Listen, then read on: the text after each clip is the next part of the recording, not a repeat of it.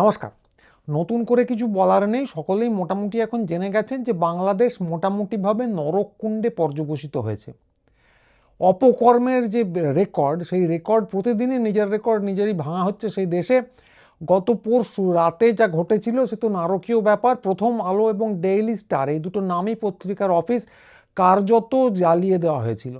সাংবাদিকরা আটকে পড়েছিলেন, ছাদে অনেকে আশ্রয় নিয়েছিলেন, একজন নাকি শুনলাম পাইপ দিয়ে বেয়ে পালানোর চেষ্টা করছিলেন এবং তিনি গণপ্রহারের শিকার হন। তো বাকিরা আশা করি বেঁচে বেরিয়েছেন এবং মবের হাতে আক্রান্ত হয়েছেন নিউ এজ পত্রিকার সম্পাদক নুরুল কবির। তো ছোট্ট একটা ভিডিও ক্লিপ দেখেছি, তারপরে কি হয়েছে জানি না, আশা করি তিনিও ভালো আছেন।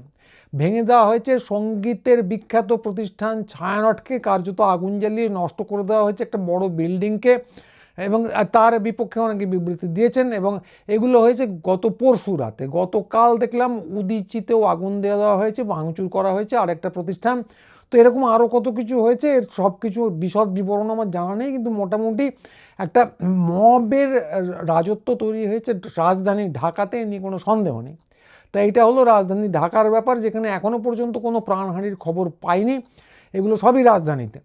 তো রাজধানীর বাইরে কি হচ্ছে সে কথা তো অকল্পনীয়, মানে খানিকটা আন্দাজ করা যায় যদিও। তো ময়মনসিংহের মধ্যে দেখলাম গত পরশু রাতেরই ঘটনা, খুব সম্ভবত ধর্ম অবমাননার দায়ে এক সংখ্যালঘু হিন্দু যুবক দীপুচন্দ্র দাসকে ফাঁসির মতো ঝুলিয়ে দেওয়া হয়েছে গাছ থেকে এবং আগুন জ্বালিয়ে দেওয়া হয়েছে তারপর। এবং সেই ভয়াবহ ভিডিও ভাইরাল, একদম দেখা যাচ্ছে গাদা গাদা লোক দাঁড়িয়ে দাঁড়িয়ে ভিডিও তুলছে, তারপর মহানন্দে ছড়িয়ে দিচ্ছে সেই পৈশাচিক দৃশ্য। তো তিনি কীভাবে মারা গেলেন এ নিয়েও বিতর্ক টিতর্ক হয়েছে, পিটিয়ে মারা হয়েছে নাকি ফাঁসিতে নাকি আগুনে পুড়ে, সেটা আমার জানা নেই। কিন্তু এই নৃশংসতম ভিডিও বেশিক্ষণ চোখে দেখা যায় না, আমি দেখতে পারিনি, এখানেও দেখাবো না।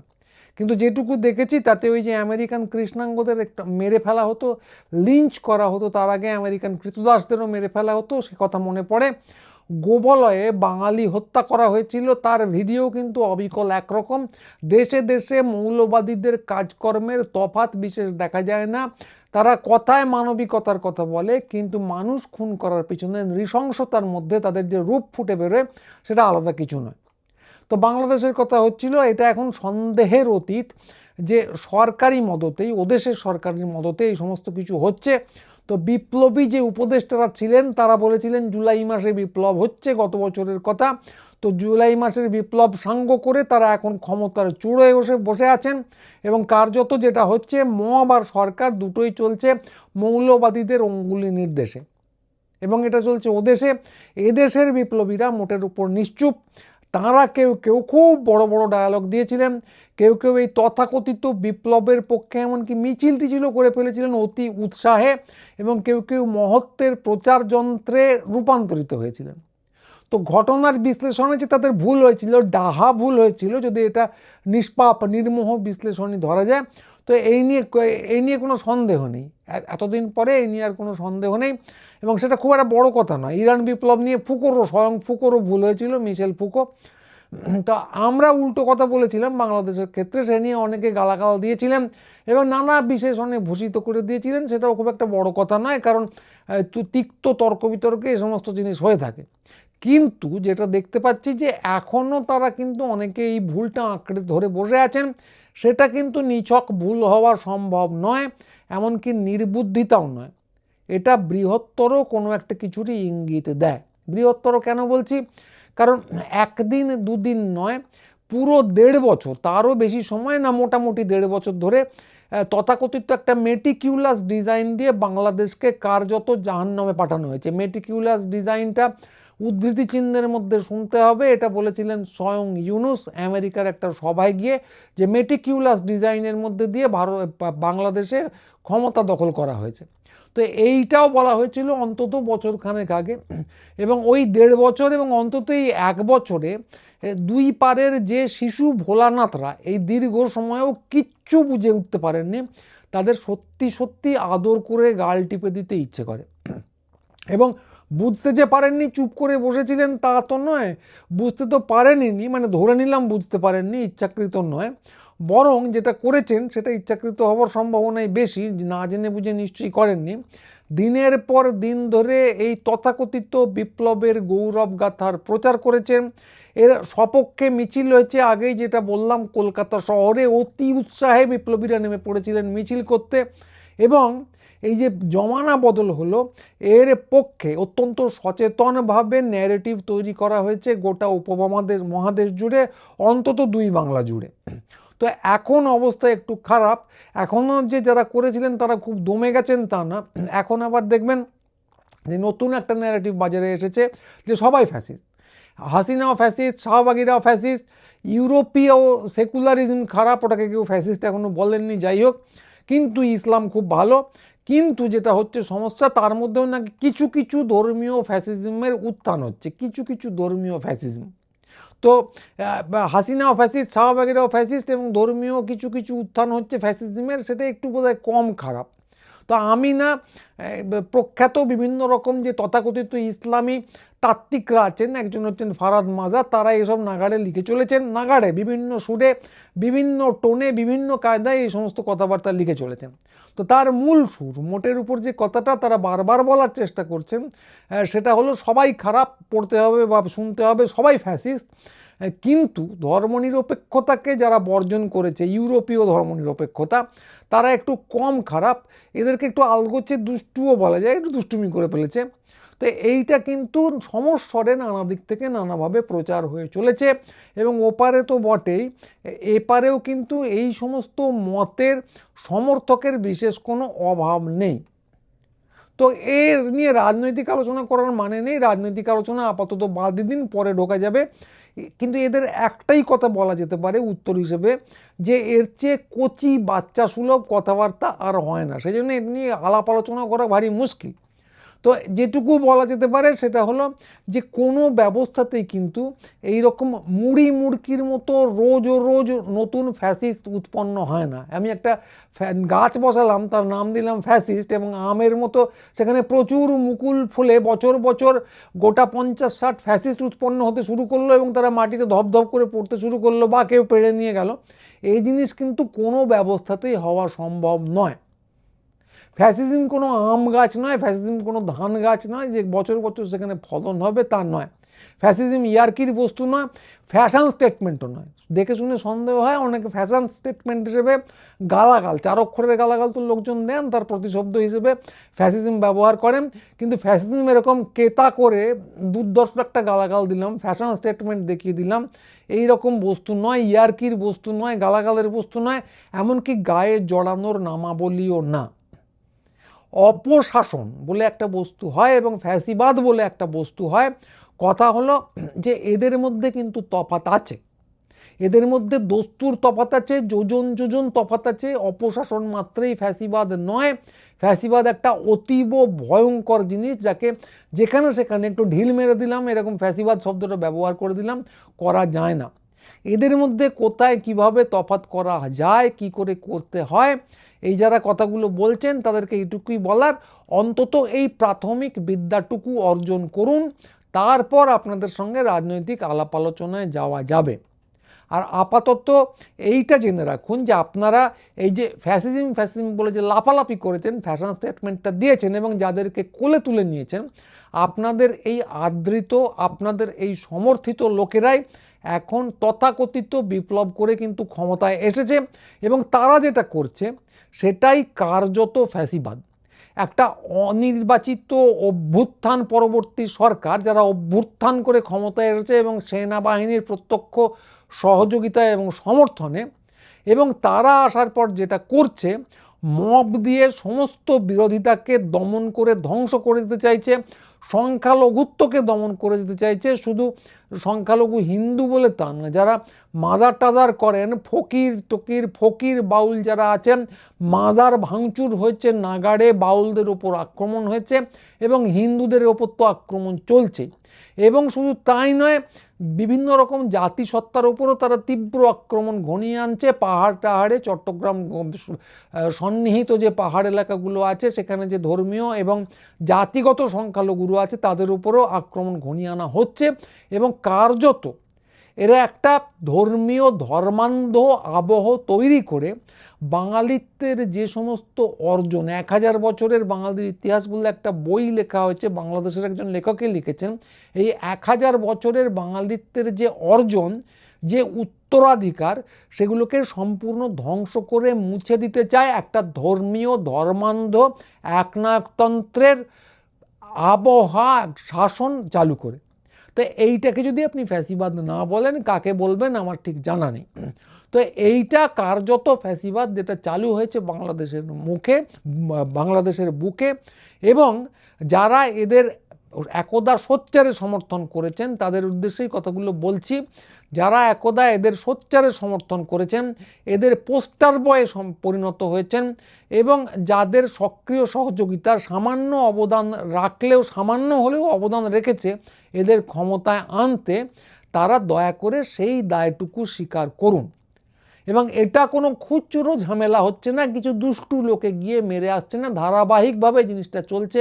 32 নম্বরে ভাঙচুর হয়েছে, বাংলাদেশ হাইওয়ের সামনে একটা বড় প্ল্যাকার্ড মেরে দেওয়া হয়েছে যে অমুক হাইওয়ে, একটা ধর্মীয় নাম দিয়ে, এবং দিক বিদিকে এই হিজাব না পরার জন্য মহিলাদের উপর আক্রমণ হচ্ছে, সংখ্যালঘুদের উপর আক্রমণ হচ্ছে, আর নানা অকথ্য জিনিসপত্র দিনের পর দিন ধরে, মানে বছরখানেক ধরে ঘটে চলেছে, সবাই জানেন। তো এটা একটা পদ্ধতিগত ধ্বংসলীলা, এবং সরকার হয় চোখ বুজে আছে। এই যে গত পরশুর ঘটনাটাই হলো, শুনলাম সেনাবাহিনী গিয়ে উদ্ধার করেছে। তো সেনাবাহিনী গিয়েছিল উদ্ধার করতে প্রথম আলোর অফিসে আটক হওয়ার সাংবাদিকদের, কিন্তু এই যে পুরো ধ্বংসলীলাটা চলে গেল, সেখানে কিন্তু সেনাবাহিনীর কোনো ভূমিকা নেই, চক্ষু মুদে থাকার মতো। অনেকটা সেই গুজরাট দাঙ্গার কথা মনে পড়ে যায়, বা হিটলারের সময় যেভাবে চক্ষু মুদে থাকতো শাসনযন্ত্র অবিকল, সেই কথা মনে পড়ে যায়। তো এটা একটা পদ্ধতিগত ধ্বংসলীলা। ব্যাপারটা মানে ওই যে ক্ষমতা দখল ব্যাপারটা বা তারপরে যে শাসন চলছে, সেটা কিন্তু মোটের উপর ঠিকই ছিল। কিছু দুষ্টু লোক এসে এই ডিসেম্বরের শীতকালে একটু গোলমাল করে ফেলেছে, নেহাতি আগুন পোয়াতে না পেরে কিছু কিছু বিল্ডিং আগুন জ্বেলে দিয়েছে। এই জাতীয় ধূম্রজাল তাত্ত্বিকভাবে যারা তৈরি করছেন বা কার্যকরীভাবে, এইটা বস্তুত খুব স্পষ্ট করে শুনে নিন, বস্তুত মৌলবাদী ফাসিস্ট শক্তির পিছনেই দাঁড়ানো, শুধু কায়দাটা একটু আলাদা। একই মদ, খালি একটু নতুন বোতলে ঢালা হচ্ছে। তো খুব খারাপ ব্যাপার যেটা, যে প্রগতিশীলরা, এই তথাকথিত প্রগতিশীলরা, এখানেও কোটেশন মার্ক দিতে হবে, যে এই কাজটাই কিন্তু করে চলেছেন। শুধু ওই পারে নয়, দুই পারেই করে চলেছেন ধারাবাহিকভাবে। এই পারে মিছিলের কথা আগে বললাম, আর ও পারে আমি নাম করব না, আমার চেয়ে অনেক ছোট কিছু লোকজন গরম গরম কথা বলে চলেছেন, সে কথার কোনো শেষ নেই। কীরকম কথা? নানা রকম কথা। আমরা ফ্যাসিস্ট হাসিনাকে তাড়িয়েছি, তো ওনারা যদি তাড়িয়েছেন তো ওনারা কেন ক্ষমতায় আসেননি আমি জানি না। ক্ষমতায় যারা এসেছে তারা কিন্তু ওরা নন, এরা কিন্তু একটা ইউনিভার্সিটিতেও যেতেননি। যাই হোক, গরম গরম কথাগুলো কীরকম? আমরা ফ্যাসিস্ট হাসিনাকে তাড়িয়েছি, জামাতকেও ছুঁড়ে ফেলতে আমাদের কতক্ষণ। তো এই যে বুক ঠুকে যে হাম বড়াই, এটা শুনলে হাসবো না কাঁদবো সত্যি সত্যি বুঝে উঠতে পারি না। এরা বোঝেন না, জানেন না, ইচ্ছে করে কথা বলেন, কোনটা আমার জানা নেই। একটা ইউনিভার্সিটিতে যে তার ক্ষমতা নেই, তৃতীয় চতুর্থ কিছু একটা স্থান পান, এরা কথা বলছেন গোটা দেশ থেকে একজনকে তাড়িয়ে দেবেন। তো এতই যদি জোর, ভাই তো তাড়িয়ে ক্ষমতা দখল করে ফেলুনই না, আপনাদের আটকাচ্ছেটাকে? আপনারা এত বড় বড় বিপ্লব করেছেন, আর একটা করে ফেলুন। তো সেটা হবার নয়, কারণ মুরদ অতটা বেশি নয়। এবং সেই জন্যেই ওই পারের এইসব কথা শুনলেই আমার এপারের কিছু কথাও অবিকল একই রকম মনে পড়ে যায়। তো সেই একই রকম আত্মবিশ্বাস যে একবার বিজেপিকে যদি এনে ফেলি তাহলে তাদের তাড়াতে কতক্ষণ। অবিকল সেই একই নির্বুদ্ধিতা, একই ভঙ্গি, একই আত্মবিশ্বাস। তো একেবারে দুই দেশের তথাকথিত প্রগতিশীলরা একদম আয়নার প্রতিচ্ছবির মতো করে একই রকম কথা বলে যাচ্ছেন। সেটা কী করে সম্ভব আমি জানি না। এটা খুব সম্ভবত তথাকথিত প্রগতিশীলতার একটা বিশ্বব্যাপী সংকটেরই ফসল, কারণ সব জায়গায় তারা, আমি দেখতে পাই যে মিডিয়া দ্বারা চালিত। তা একটা সময় আমরা জানতাম যে বহুজাতিক হোক, বড় মিডিয়া হোক, তারা কিন্তু পুঁজির দ্বারা চালিত। তারা পুঁজির দ্বারা চালিত, তারা ভালো খবর দেয়, খারাপ খবর দেয়, কিন্তু তারা যে মতামত তৈরি করার চেষ্টা করে সেটা পুঁজি নিয়ন্ত্রিত এবং বহু ক্ষেত্রে স্বৈরতন্ত্রের পক্ষে যায়, সব ক্ষেত্রে যায় তেমন না, এরকম একটা সচেতনতা ছিল। কিন্তু এখন আমরা দেখি যে মিডিয়া ন্যারেটিভ শুধু তৈরি করছে তা না, মিডিয়া বর্গ, ক্যাটেগরি এগুলো তৈরি করছে। কোন ভাষায় কথা বলতে হবে, কি পরিভাষা ব্যবহার করতে হবে, কোন বর্গ ব্যবহার করতে হবে, এও কিন্তু মিডিয়া এবং তার পিছনে এক ধরনের তথাকথিত গবেষণা, তাদেরও নানা রকম গাল ভরার নাম আছে, তারা তৈরি করে দিচ্ছে। তো সেই বিশদের মধ্যে আজকে যাবো না, লম্বা হয়ে যাচ্ছে, তো সেটা অন্য কোনো একদিন বলবো। কিন্তু যেটা দেখতে পাই যে এরা কিন্তু মিডিয়া দ্বারা পরিচালিত এবং একই ভঙ্গি, একই আত্মবিশ্বাসে সেই কথাগুলো বলে যান যেগুলো হয় মিডিয়া কিংবা সোশ্যাল মিডিয়ায় কোনোভাবে কোনো পক্ষ, কোনো কায়েমি স্বার্থ বারংবার প্রচার করে চলেছে। তো নতুন করে কোনো ব্যঙ্গ বিদ্রুপ এদের করতে চাই না, স্রেফ একটা কথা বলতে চাই, এগুলো কিন্তু ভুল, শুধু ভুল নয়, হিমালয় প্রমাণ ভুল। এদের কোনো কায়েমি স্বার্থ নেই, নেহাতি সৎ মানুষ ভুল করছেন ধরে এই কথাগুলো বলছি। তো কাজেই যেটা করুন, একটু চিন্তা ভাবনা করুন। অপশাসন, নিঃসন্দেহে অপশাসন, যে পারেই হোক অপশাসন, নিঃসন্দেহে অপশাসন, বাংলাদেশে হলেও অপশাসন, পশ্চিমবঙ্গেও হলেও অপশাসন, তার বিরুদ্ধে সোচ্চার হওয়ার নিঃসন্দেহে দরকার আছে। কিন্তু অপশাসন আর ফ্যাসিবাদ এই দুয়ের মধ্যে তফাৎ আছে, দয়া করে তফাৎটা করতে শিখুন। বাস্তব অবস্থার বস্তুনিষ্ঠ বিশ্লেষণ করুন, করে কখন কোন পক্ষে থাকবেন সেটা ঠিক করুন। এবং মিডিয়া বা সোশ্যাল মিডিয়া দেখে সত্যি সত্যি প্রভাবিত হয়ে কিছু ঠিক করে ফেলবেন না, ওতে কিছু চটক আছে, হয়তো কিছু তাৎক্ষণিক হাততালি পাওয়া যায়, কিন্তু ওরা খুব স্পষ্টভাবে একটা নির্দিষ্ট স্বার্থের প্রতিনিধিত্ব করে, সেই দিকে ভিড়ে যাবেন না। আর হ্যাঁ, এবং আরও একটা কথা খুব জোর দিয়ে বলা দরকার, ইউরোপীয় হোক, ছাতার মাথা হোক, ধর্মনিরপেক্ষতার পক্ষে থাকুন। ওই যে একটা কথা এসেছে, ইউরোপীয় ধর্মনিরপেক্ষতা খারাপ, কিন্তু আমাদের একরকম ধর্মনিরপেক্ষতা তৈরি করতে হবে যেটা ধর্মের সঙ্গে সম্পৃক্ত, সেটা ঠিক ধর্মনিরপেক্ষতা নয়। ভারতবর্ষের ক্ষেত্রে বা ভারতীয় উপমহাদেশের ক্ষেত্রে ইউরোপীয় ধর্মবিচ্ছিন্ন রাষ্ট্র ব্যবস্থা তৈরি করা আদর্শ নয়, ধর্মের সঙ্গে সম্পৃক্ত রাষ্ট্র ব্যবস্থা তৈরি করতে হবে। তো এইগুলো ওইদিকে হিন্দুত্ববাদীরাও বলেন, ওদিকে ফরহাদ মাজারের মতো লোকজনও বলেন, যারা আবার প্রচুর হাততালি পান। তো এইগুলো চটকদার, শুনতে বেশ ভালো, হাততালি দিতে ইচ্ছে করে। আরও একটু তত্ত্ব দিয়ে মেকলে টেকলে এনে তার সঙ্গে কি করে পাশ্চাত্য সংসদীয় ব্যবস্থা তৈরি হলো এই নিয়ে চারটি জ্ঞানগর্ব বুলি দিয়ে এগুলো বললে আরও শুনতে ভালো লাগে, মনে হয় বেশ বুদ্ধিজীবিত্ব লুকিয়ে আছে, হাততালি দিতে ইচ্ছে করে। তো এই চটকদার কথা শুনে দয়া করে ওপারে যদি হয় তো ফারাদ মাজার হোক, পিনাকি ভট্টাচার্য হোক, তাদের পিছনে দৌড়বেন না। আর এপারে হলে তিলোত্তমা মজুমদার জাতীয় যে গোত্রীয় যে বুদ্ধিজীবীরা আছেন বা আস্ত গদি মিডিয়া, তাদের সঞ্চালকদের তো বুদ্ধিবৃত্তির কোনো সীমা পরিসীমা নেই, তাদের পিছনে কিন্তু দৌড়বেন না। এখন হয়তো চটকদার হাততালি পাবেন, চারটির লোক জানবে, কিন্তু একটা সময় আসবে যখন লোকে এর জন্য শুধু উপহাস করবে তা না, এর জন্য কিন্তু আপনাদের দায়ী করবে এই কাজগুলো করেছেন বলে। কারণ এই উপমহাদেশের সবথেকে বড় বিপদ ধর্মীয় আগ্রাসন, তত্ত্বজাল বা বিভিন্ন রকম তথাকথিত তথ্যের আড়ালে সেই বিরাট বিপদের কথাটা এরা লুকিয়ে ফেলতে চায়। এবং একই সঙ্গে আরও একটা কথা বলবো যে এই ব্যাপারে বাংলাদেশ বা পশ্চিমবঙ্গ বলুন, বাংলাদেশ বলুন, ভারতবর্ষ বলুন, এই ব্যাপারে দুই পক্ষের উগ্রবাদীদের বিশেষ তফাৎ নেই। ধর্মীয় উগ্রবাদীদের কথা বলছি, এরা কিন্তু একে অপরকে শক্তি যোগায়। একদিকে উত্তেজনা তৈরি মানে অন্যদিকে উত্তেজনা তৈরি, এবং এই উত্তেজনা একে অপরকে শক্তি যোগায়, এদের পক্ষে জনসমর্থন তৈরি হয়। তো এইটার বিরুদ্ধে রুখে দাঁড়ানো ভীষণ দরকার। এবং যারা এতদিন ধরে বোঝেননি, এতক্ষণ ধরে যাদেরকে উদ্দেশ্য করে কথাগুলো বললাম, তারা যদি বোঝেন তাহলে খুব ভালো, পৃথিবীর খুব উপকার হয়। এবং যদি না বোঝেন তাহলে আর কী করা যাবে, কিছু সমস্যা হয়তো হবে, কিন্তু তারপরেও একটা কথা খুব স্পষ্ট করে বলতে পারি, ওপারে যাই হোক এপারে কিন্তু এত সহজে জমি ছেড়ে দেওয়া হবে না।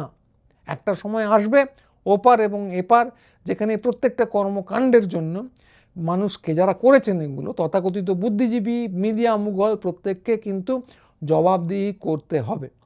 তো আজকে এইটুকুই, লম্বা হয়ে গেল, কথা আর বাড়াবো না। আমাদের সঙ্গে থাকবেন, ভিডিও সাবস্ক্রাইব করবেন, বেল আইকন টিপবেন, বিভিন্ন লোককে পাঠাবেন, এবং অতি অবশ্যই আমাদের সঙ্গে আলাপ আলোচনা করে একটা সম্পর্ক তৈরি করবেন, যাতে আমরা একটা সমস্যার হয়ে উঠতে পারি। তো আজকে এইটুকুই, সবাই ভালো থাকবেন, নমস্কার।